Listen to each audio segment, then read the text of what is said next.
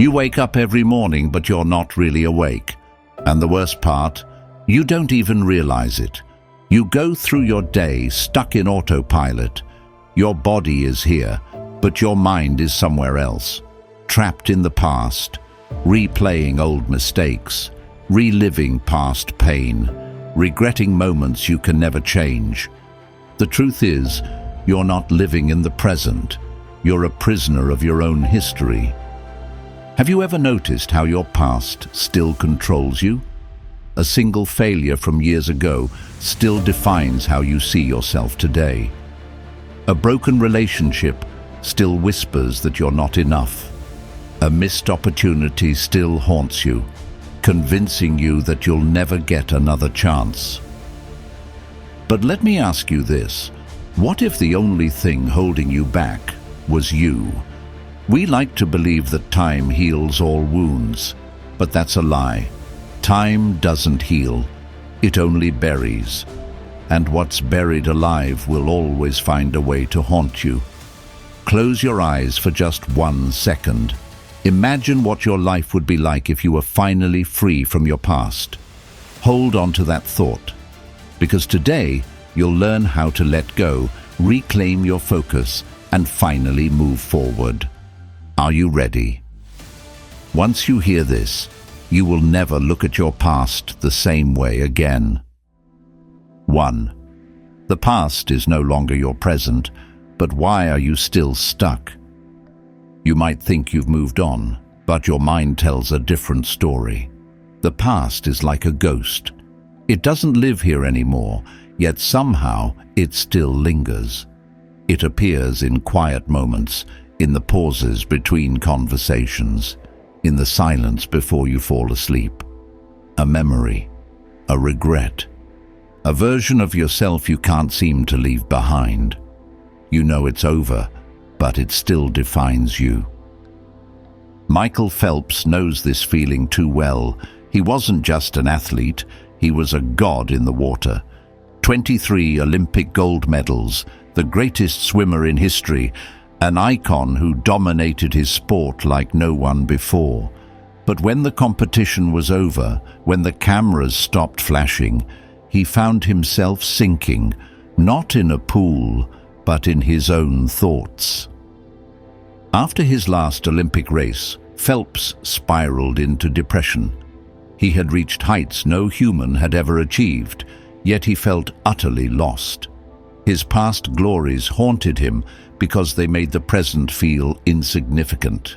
In a raw, vulnerable interview, he admitted, "I thought my life was finished. I didn't know who I was outside of swimming." He had spent his entire life chasing gold, but when there was nothing left to chase, he didn't know where to go. This is why people get stuck in the past. It's not just about nostalgia, it's about identity loss. If you've spent years defining yourself by a job, a relationship, an achievement, or even a failure, then when that thing is gone, you feel like a part of yourself is missing. It's not the past that's haunting you, it's the fear that without it, you are nothing. Marcus Aurelius once wrote in Meditations, "You have power over your mind, not outside events. Realize this, and you will find strength." But the problem is, most people do not take control of their minds. They let their past control them. Instead of moving forward, they replay old wounds as if experiencing the pain again will somehow alter the outcome. Science explains why this happens. The human brain has something called negativity bias. It clings to bad memories more than good ones. This was useful for survival, but today it traps us in cycles of regret and self-blame. That's why one failure can haunt you for years, why one breakup can make you question your worth, why one mistake can overshadow every success you've ever had. It's not that the past is powerful, it's that we keep feeding it. Imagine carrying a heavy backpack filled with stones. Each stone is a mistake, a regret, a missed opportunity. You don't realize it's weighing you down because you've been carrying it for so long, but the moment you drop it, you'll feel something you haven't felt in years: lightness, freedom, relief. The past is that backpack. But here's the truth: you are the one choosing to carry it. Michael Phelps eventually realized this. He stopped seeing his past as a prison and started seeing it as a chapter, one that had ended, making space for something new. He sought help, rebuilt his mental strength, and started using his experiences to inspire others. He didn't let his old victories or struggles define his future, and neither should you. So ask yourself, what are you still carrying? What version of yourself are you afraid to let go of? And more importantly, what could you become if you finally set it down? Because the moment you let go, you'll understand something life-changing. You weren't stuck, you were holding on. 2. Marcus Aurelius and the lesson of letting go. But now that you see it, the real question is, what comes next? Letting go is one of the hardest things a human can do. It feels unnatural, as if abandoning the past means erasing a part of yourself. But this is the illusion that keeps people in chains. The past is not a physical place. It's a memory, a thought, a construct of the mind. And just as you have the power to dwell on it, you have the power to release it. No one understood this better than Marcus Aurelius. Dwell on the beauty of life, watch the stars, and see yourself running with them. He did not say forget. He did not say erase. He said to shift your gaze, to stop looking back and start looking up. Instead of being trapped in what was, he urged people to become fully alive in what is. This is where most people fail. They don't actively choose to stay stuck. They simply never learn how to redirect their attention. They let the past pull them in like quicksand, unaware that all they need to do is stop resisting and start reaching for something greater. There's a man who learned this the hard way, not through philosophy, not through books, but through the brutal collapse of everything he had ever known. His name is Chris Gardner. Before the world knew him, he was a man on the verge of complete ruin, homeless, jobless, and carrying the weight of a son who depended on him for survival. He had once believed his life was on the right path. He had dreams of success, of security, of being the man who had it all figured out. But then came the losses, the financial disaster, the eviction, the nights spent sleeping in public restrooms with his child curled up beside him. He could have crumbled under the weight of despair. He could have spent every moment looking back, drowning in self-pity, convinced that his best days were behind him. But instead, he did something extraordinary. He shifted his focus. He made a decision. He would no longer be defined by what had happened to him, but by what he did next. With no money, no home, no certainty of tomorrow, he fought his way into an unpaid internship at a brokerage firm. While others went home to comfort, he and his son faced the cold, the hunger, the uncertainty of whether they would make it through the night. And yet, he never let the past control him. He kept moving forward, one step at a time, until the life he once dreamed of became the life he actually lived. Chris Gardner did not change his past. He changed his perspective. And in doing so, he proved exactly what Marcus Aurelius had said centuries before. You do not have to be imprisoned by where you have been if you learn to focus on the beauty of where you are and where you are going. This is the real lesson of Stoicism. People misunderstand it. They think it is about being cold, unemotional, detached. But it is not about ignoring your pain. It is about understanding that pain is not meant to be your home. Your past will always be a part of you, but it does not have to define you. If you keep staring at a closed door, you will never see the new one that is opening. If you keep replaying a memory, you will never create new ones. If you keep clinging to an identity that no longer serves you, you will never become the person you were meant to be. Look at the stars, look at the vastness of life that is still unfolding, and see yourself running with them. Because this is what letting go truly means. Not forgetting, but choosing to focus on something greater. So what are you still looking back at? And what could happen if, just for today, you decided to look forward instead? 3. Loss is not the end. It is the beginning of transformation. If you have ever seen a snake shedding its skin, you know it is a slow, almost painful process. The old layer peels away, piece by piece, revealing something raw, vulnerable, yet undeniably new underneath. The snake does not resist. It does not cling to what is already dead. It simply lets go, because it knows that without shedding the old, it cannot grow. Humans, unlike snakes, resist this process with everything they have. We cling to what is familiar, even when it no longer fits. We hold on to relationships that no longer nourish us, jobs that drain our souls, identities that have long expired. We mistake comfort for safety, mistaking stagnation for stability. But the truth is, refusing to let go does not keep you safe. It keeps you small. J.K. Rowling knows this better than anyone. Before she became the world's most famous author, she lost everything. She was a single mother, barely surviving on welfare, writing in cafes because she couldn't afford heating at home. She had no job, no security, no certainty of a future. By all conventional measures, she had failed. But failure, as she later said, was what gave her freedom. There was nothing left to lose, and in that emptiness, she found the courage to create something new. She wrote because she had to, because there was nothing else to do but move forward.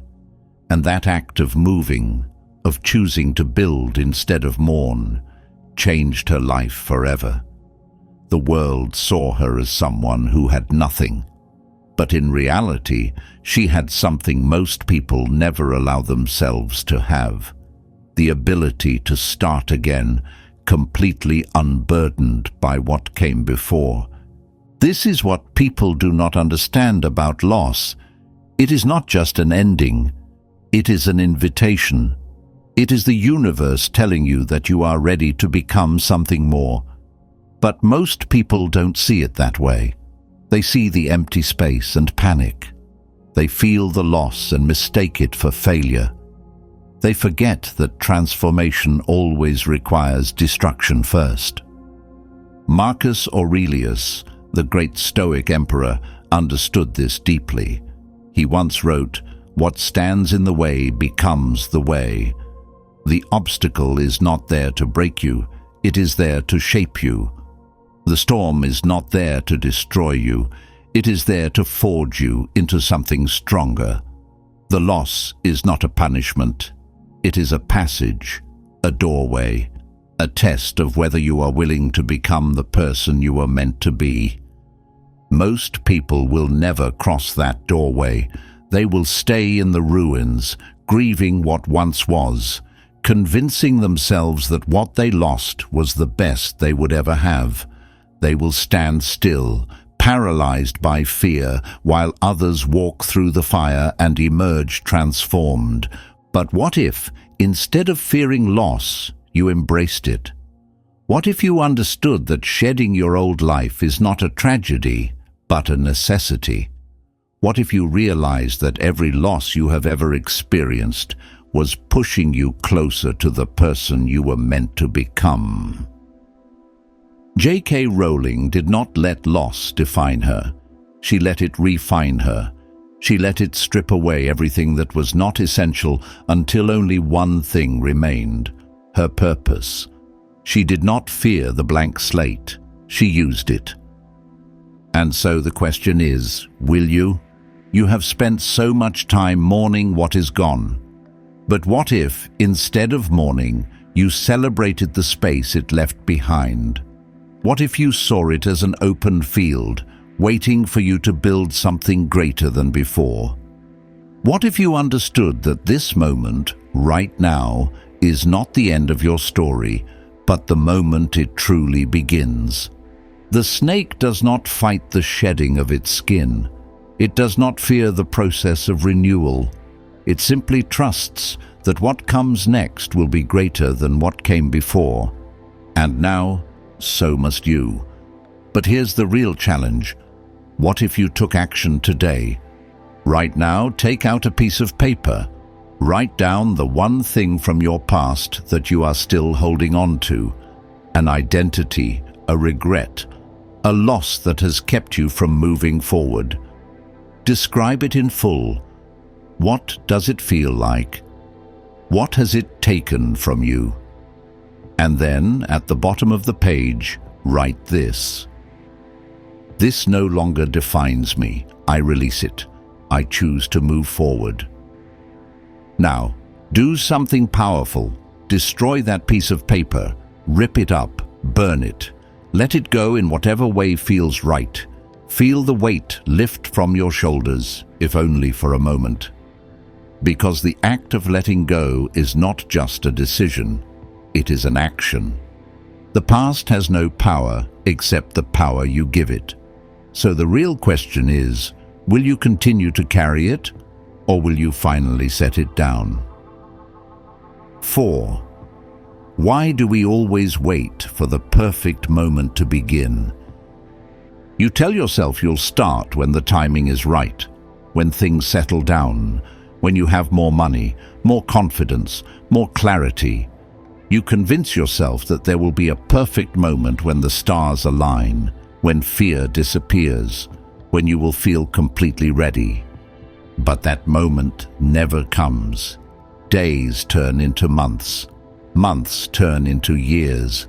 And one day, you look back and realize that waiting has become your greatest regret. Seneca once wrote in Letters to Lucilius, "While we wait for life, life passes." Yet most people live as if they have endless time, postponing their dreams, delaying their happiness, and waiting for the right moment, only to realize too late that life has already slipped away. How many moments have passed while you waited? How many dreams have been postponed in the name of not the right time? The truth is, there is no perfect moment. There never was. There never will be. If you wait for the wind to completely stop before you set sail, you will never leave the shore. If you wait for every light to turn green before you drive, you will never start the journey. The world does not owe you certainty. The conditions will never be flawless. The only thing you can control is whether you take action despite the uncertainty. The Stoics understood this better than anyone. They did not sit around waiting for ideal circumstances. They acted. They believed that control over external events is an illusion, but control over your own mind, your own actions, is absolute. Consider the life of Marcus Aurelius. He ruled an empire through war, through political chaos, through plagues.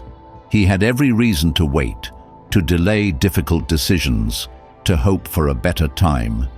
But he didn't. He wrote, thought, and acted in the moment. He knew that if he waited for stability, he would never achieve anything of value. This is what separates those who succeed from those who don't. The successful do not wait for fear to vanish. They act despite fear. They do not wait for clarity. They move forward even in doubt. Because waiting is an illusion. It disguises itself as wisdom, as patience, as responsibility.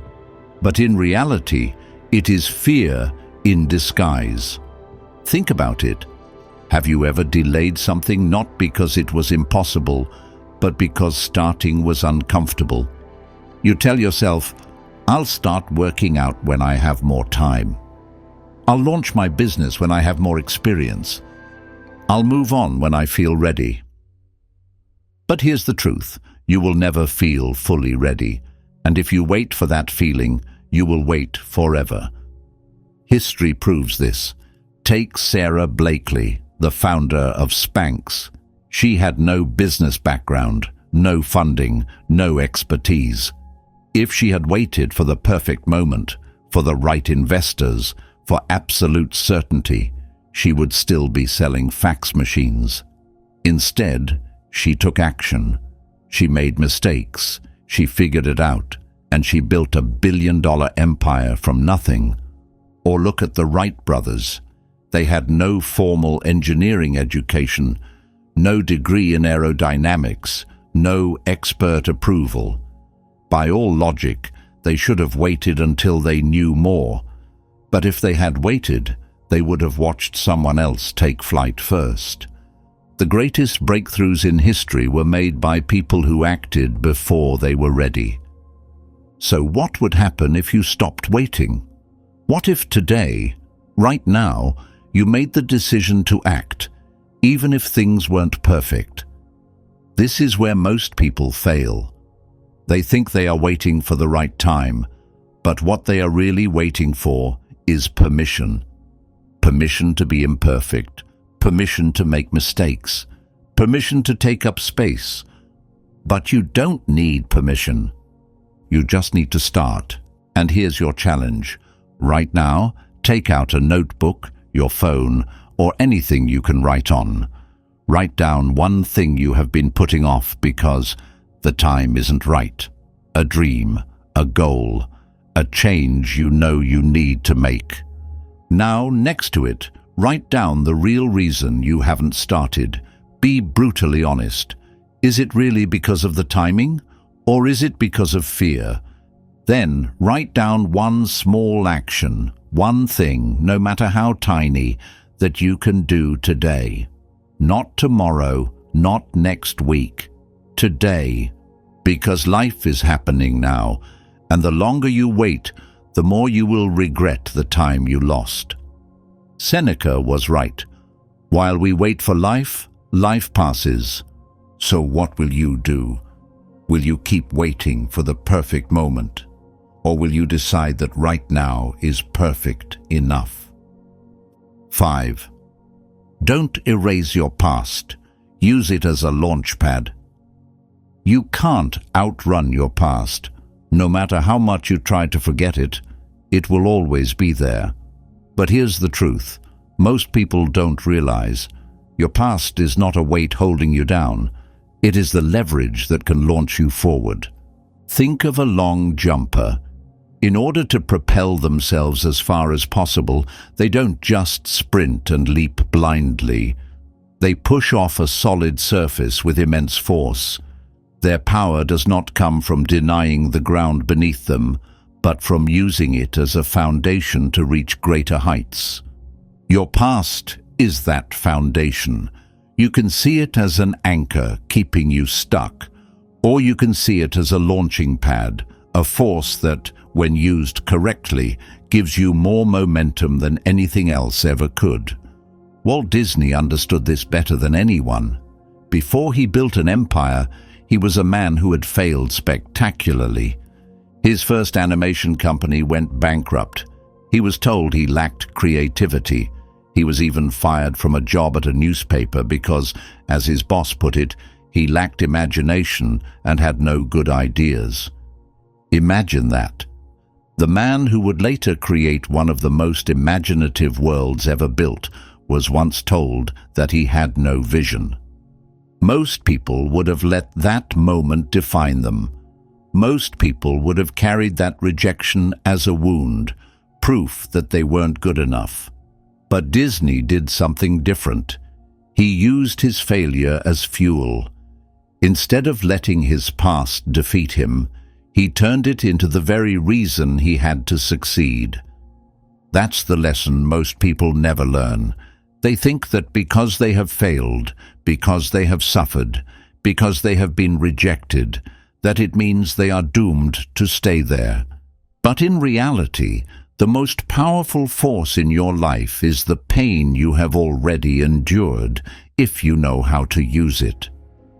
The Stoics understood this well. They never sought to erase pain or deny the past. Instead, they viewed hardship as training for the mind. As Marcus Aurelius wrote in Meditations, "The impediment to action advances action. What stands in the way becomes the way." Challenges were not obstacles to be feared, but opportunities to cultivate strength, resilience, and wisdom. What does that mean? It means your past was never meant to be an obstacle. It was meant to be your advantage. Every failure, every heartbreak, every rejection has given you data, resilience, experience, the very things that make you stronger, smarter, and more capable than before. But here's the problem. Most people don't use their past constructively. They sit with it. They dwell on it. They replay it endlessly, not realizing that the power of the past is only activated when you use it to build the future. Think about a scar. It is proof that you were hurt, but it is also proof that you healed. You cannot erase it, but you can wear it as a reminder of what you have overcome. Your past is not a burden unless you let it be. It is not a weakness unless you refuse to transform it into strength. So ask yourself, what past experiences have you been treating as a prison when they could have been your platform? What if, instead of seeing your failures as evidence of your limits, you saw them as proof of your endurance? What if, instead of seeing rejection as a sign to stop, you saw it as fuel to go further? What if, instead of wishing your past was different, you used it to create the future that no one, not even you, thought was possible? Here's your challenge. Right now, write down one thing from your past that still haunts you. A failure, a rejection, a mistake. The thing that makes you feel small, that convinces you you're not capable. Now, next to it, write down one way you can use it to push yourself forward. If you failed at something, what did it teach you? If you were rejected, what new path did it force you to explore? If you lost something, what space did it create for something better? Because the reality is, your past will never disappear. But the meaning you give it is entirely up to you. You can let it hold you back, or you can let it launch you forward. The choice is yours. 6. How to break free from the past and focus on yourself. You can't move forward while looking backward. Yet, most people live their lives trapped in a cycle of regret, replaying old mistakes, reliving past pain, and holding on to identities that no longer serve them. But what if today was the day you finally broke free? What if today you chose to take back control? There is no magic formula for letting go, but there is a process, a framework that, when applied, can shift your entire perspective and give you the power to move forward without hesitation. This is how you do it. The first step is accepting that the past cannot be changed. This sounds obvious, but deep down, most people do not accept this reality. They waste time thinking about what could have been, what should have happened, or how life would be different if only they had made another choice. But what does this thinking actually achieve? Nothing. Marcus Aurelius wrote, "Don't waste what remains of your life in speculating about your neighbor, unless with a view to some mutual benefit. Think of yourself, recall your mind to your own thoughts, and let go of the empty worry." The Stoics understood that energy spent on the past is energy stolen from the present. And yet, People sabotage themselves by fighting battles that have already been lost. The job that didn't work out, the relationship that ended, the failure that still haunts you, none of it can be undone, but you can decide what meaning you assign to it. What if, instead of seeing the past as something to regret, you saw it as raw material for growth? What if, instead of focusing on what you lost, you focused on what you learned? Acceptance is not passivity, it is power. It is the first necessary step to reclaiming your life. The second step is cutting off the ties that keep you stuck. You cannot move forward while dragging the weight of your past behind you. Sometimes this weight comes in the form of people, friends who only remind you of who you used to be, toxic relationships that keep you locked in old patterns, environments that no longer align with the person you are becoming. Other times, it is your own habits, returning to the same destructive routines, replaying the same painful memories, reinforcing a self-image that no longer serves you. Think of it like cleaning out a closet. If you never get rid of the old clothes that no longer fit, how will you ever make space for something new? You don't have to burn bridges, but you do have to recognize when certain connections are holding you back. If something in your life constantly drags you back to the past, you must ask yourself, does this serve my future, or is it keeping me stuck? And this is where most people struggle, because cutting ties means stepping into the unknown. It means no longer having the past as an excuse. It means being fully responsible for what comes next, and that is terrifying. But there is freedom on the other side. The final step is setting new goals and shifting your focus forward. Once you have accepted the past and cut away its chains, you must replace the void with something greater. This is where most people fail. They let go, but they do not build. They step away from what hurt them, but they do not step toward anything new. You need a new direction, a new purpose, a new mission. Think of it this way.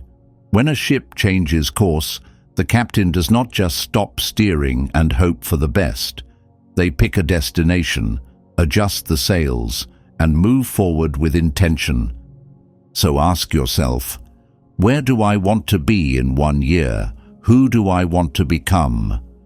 What do I need to do today to make that a reality? Without a clear focus on what's ahead, you will always be tempted to turn back. And here's your challenge. Right now, write down 3 things from your past that you need to accept. Things that cannot be changed, no matter how much you wish they could. Then, write down 1 concrete action you can take to remove something from your life that is keeping you stuck. Finally, write down 1 goal, a vision for the future that excites you. Because at the end of the day, your past is only as powerful as the energy you give it. You can let it define you, or you can let it fuel you. The choice is yours. 7. Take action now. A real challenge to let go of the past. You have spent years carrying the past, thinking about it, regretting it, wishing you had done things differently. But now you face a choice. Continue holding on to what no longer serves you, or finally set yourself free. Letting go is not just an idea. It is not just something you say to yourself in moments of inspiration. Letting go is an action. You cannot think your way into freedom. You must act. The mind clings to regret because regret feels productive. You replay old mistakes, believing that somehow, if you analyze them enough, you will finally change what happened. But no amount of thinking will rewrite history. The only thing that changes is the weight of those thoughts, growing heavier every time you revisit them. So today, you are going to break that cycle. Not by wishing, not by waiting, but by doing. Right now, take out a piece of paper. Write down the one thing from your past that haunts you the most. The thing you wish you could undo. The thing that still keeps you awake at night. The decision, the failure, the moment you cannot stop thinking about. Write it all down, every detail. Feel the weight of it as you put it into words. Then, once you have written it, destroy it. Rip it up, burn it, shred it, physically destroy the words that have kept you trapped for so long. This is not just a symbolic act. This is your first step toward real freedom. By destroying that paper, you are reminding yourself of something powerful. This belongs in the past. It does not define you. It does not own you. It does not deserve a place in your present. And from this moment forward, every time your mind tries to bring it back, remember what you did.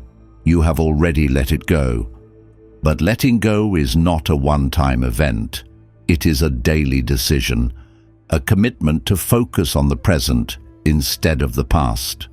So here is your second challenge. Every morning for the next 7 days, remind yourself that today is a new beginning.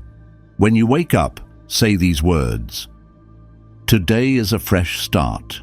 I will not carry yesterday's burdens into today. I am moving forward. Say it out loud. Look at yourself in the mirror when you say it.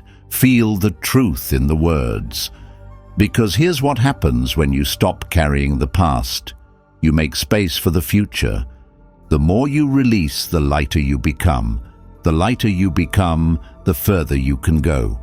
So don't just think about letting go. Don't just talk about it. Do it right now. Because freedom is not in the past.